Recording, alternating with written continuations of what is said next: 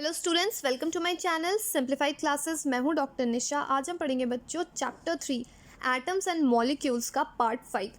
लेकिन पार्ट 5 पढ़ने से पहले मैं बच्चों को बता देती हूँ, जिन्होंने पहले नहीं पढ़ा है उनका बता देती हूँ। पार्ट 1 में हमने पढ़ा है लॉज ऑफ केमिकल कॉम्बिनेशन, जिसमें 2 लॉज थे, laws of conservation of mass and laws of constant proportion. Part 2 में हमने पढ़ा है व्हाट इज़ एन एटम और एलिमेंट के सिंबल्स के बारे में पढ़े, atomic mass and how do atom exist. Part 3 में हमने पढ़ा है what is molecule and molecule of elements, molecule of compounds, what is an ion. Part 4 में हमने पढ़ा है बच्चों राइटिंग द केमिकल फॉर्मूले, आप केमिकल फॉर्मूले को कैसे लिख रहे हैं।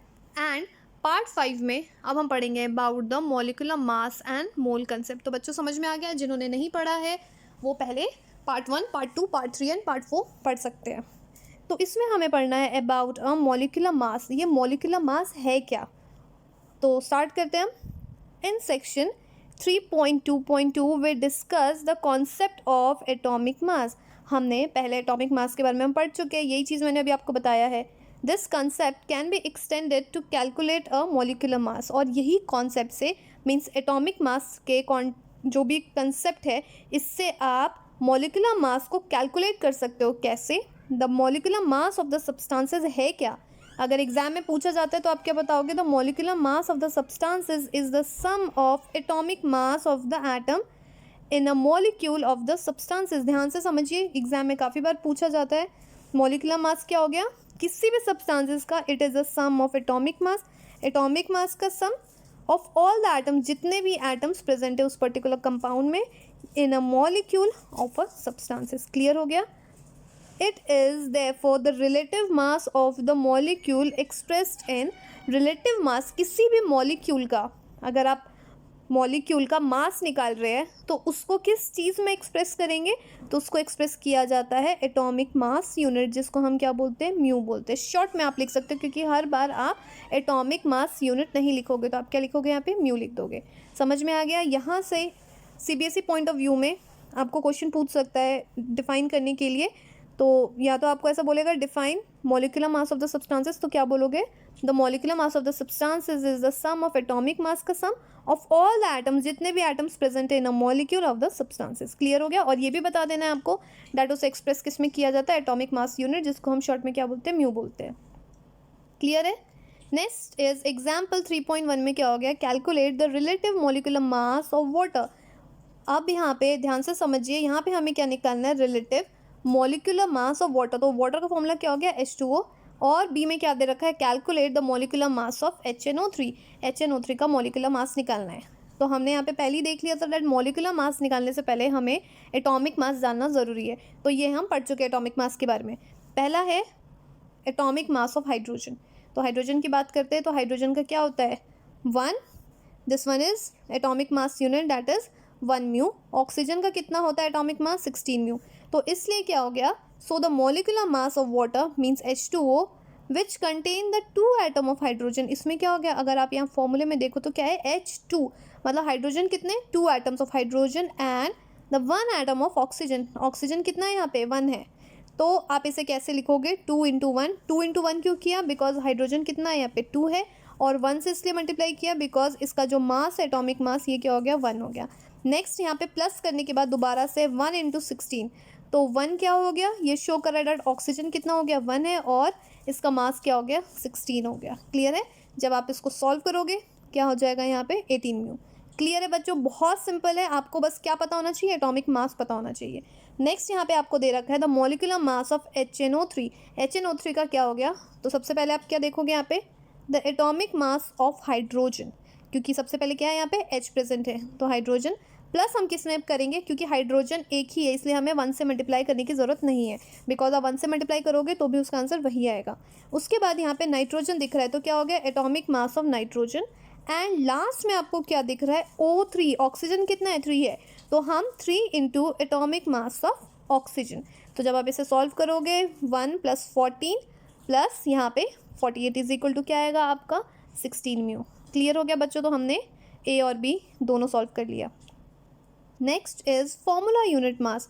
अब ये फॉर्मूला यूनिट मास क्या है? तो कह रहा है the formula unit mass of the substances is a sum of the atomic mass, sum of atomic mass of all the atom in the formula unit of a compound. ध्यान से समझिए, मैं आपको फिर से पढ़ के बता रही हूँ। द फॉर्मूला यूनिट मास क्या हो गया, किसी भी सब्सटेंसेस का of a substances is a sum of atomic mass, atomic mass का sum of all the atom, जितने भी एटम है in a formula unit of a compound. तो समझ में आ गया फॉर्मूला यूनिट मास क्या हो गया। Next is the formula unit mass is calculated in the same manner as we calculated a molecular mass. जैसे हमने यहाँ पे मॉलिक्यूलर मास कैलकुलेट किया था उसी तरीके से हम क्या कैलकुलेट कर रहे हैं, formula unit mass. Next is, अब कुछ तो डिफरेंस होगा, the only difference is that we use the word formula unit for those substances. हम यहाँ पे वर्ड क्या यूज़ कर रहे हैं, फॉर्मूला यूनिट यूज़ कर रहे हैं उस सब्सटेंसेज के लिए which whose constituent particles are ion, जिनका जो कॉन्स्टिट्यूएंट पार्टिकल्स क्या है, आयन से।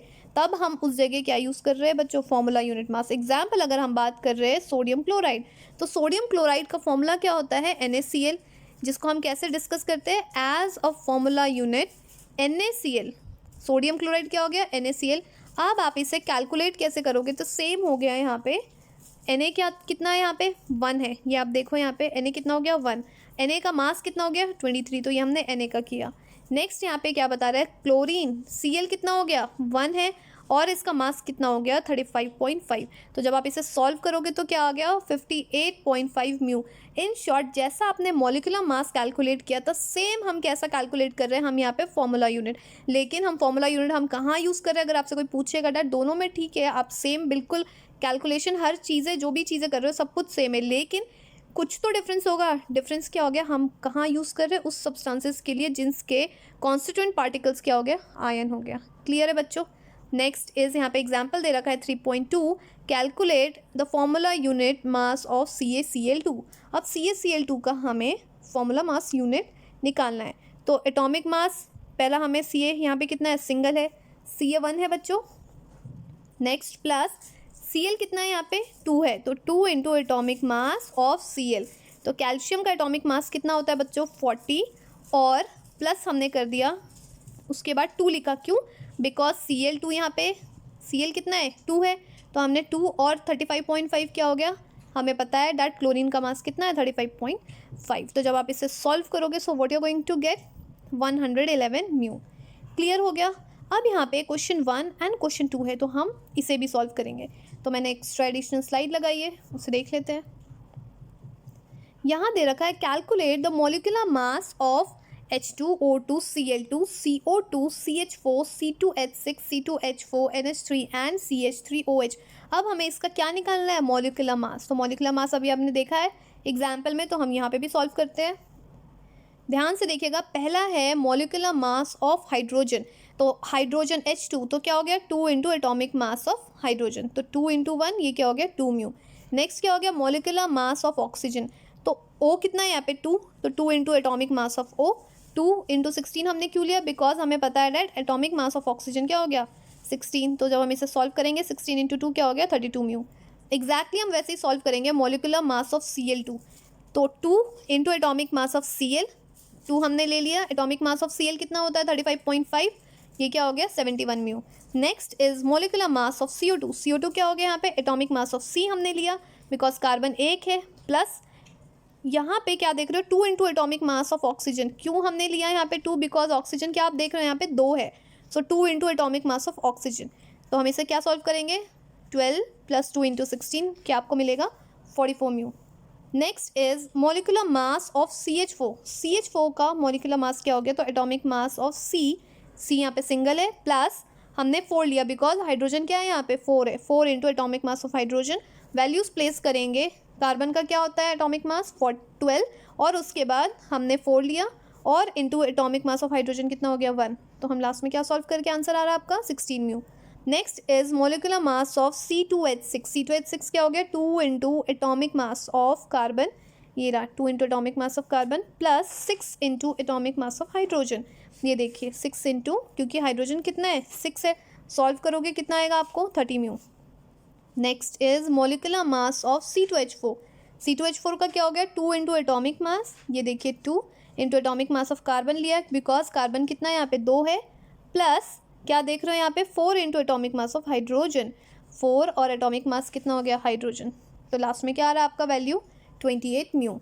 Next is molecular mass of NH3। NH3 क्या हो गया, एटॉमिक मास ऑफ N, यहाँ पे देखा हमने, plus 3 into atomic mass of hydrogen. Hydrogen कितना हो गया 3, जब आप इसे सॉल्व करोगे you will get 17 mu. Next is molecular mass of CH3OH। CH3OH का क्या हो गया, atomic mass of carbon, because C कितना है, सिंगल है, plus 4 into atomic mass of hydrogen. यहाँ पे हाइड्रोजन 4, देखिए यहाँ पे H3 और यहाँ पे एक H, तो टोटल हाइड्रोजन कितने हो गए 4, और लास्ट में क्या मिल रहा है हमें, atomic mass of oxygen. Oxygen कितना हो गया यहाँ पे, एटॉमिक मास मीन सिंगल है, तो हम इसे सॉल्व कर रहे हैं। क्लियर हो गया, चलते हैं नेक्स्ट पेज पे।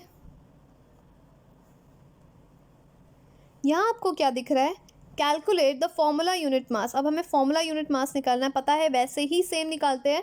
क्या है यहाँ पे, किसके किसके बारे में दे रखा है, ZNO, Na2O, और उसके बाद फॉर्मूला यूनिट मास किसका, K2CO2।